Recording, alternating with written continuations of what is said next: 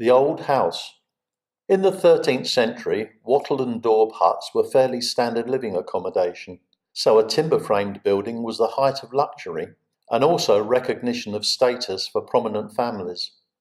The Old House is a fine example of timber-framed buildings and is the oldest secular building in this area. The greater part of the original beamwork remains. The middle section dates back to 1270, when King Henry III reigned. It was this king who, in 1247, gave Guy of Rochford permission to hold a market in the town square.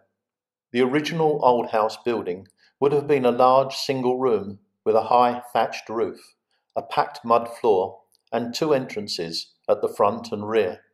The roof needed to be high so that there was sufficient air inside to cope with daily domestic life.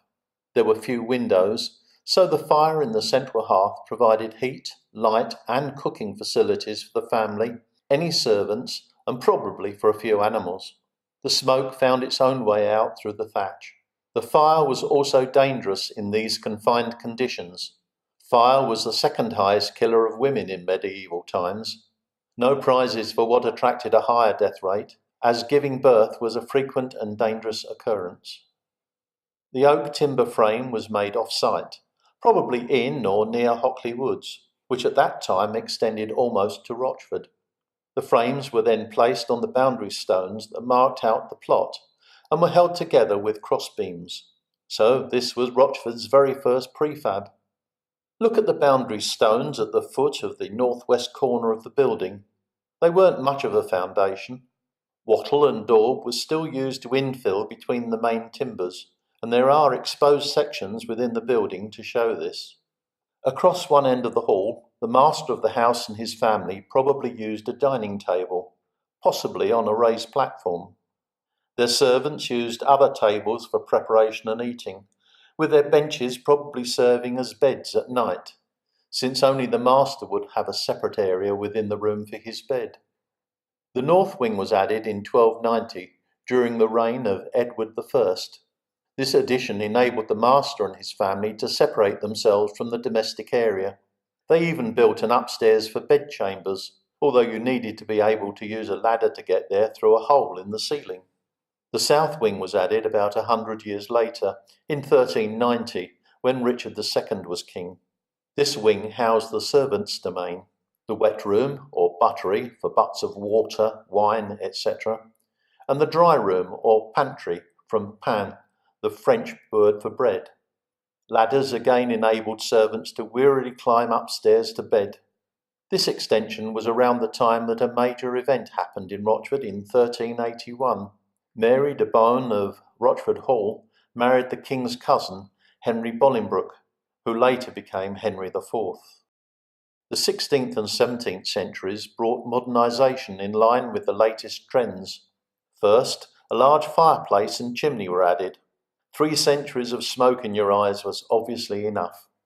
A chimney brought the fear of witches coming down it, but Tudor man wasn't to be put off. Dead cat up the chimney, an old shoe bricked into the fireplace, and witch marks carved into the brickwork. Job done. In the 17th century, stairs were finally introduced in a lean-to extension at the back. An extra floor was built above the main hall, hiding the upper decorated part of the chimney stack for the next 300-odd years.